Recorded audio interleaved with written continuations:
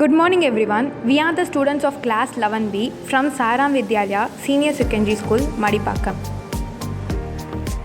First of all, we are glad to be a part of this exhibition. The aim of this project is to make students engaged with fun and logical tests. In a number of guessing game, the student guesses a randomly generated secret number within a given number of atoms.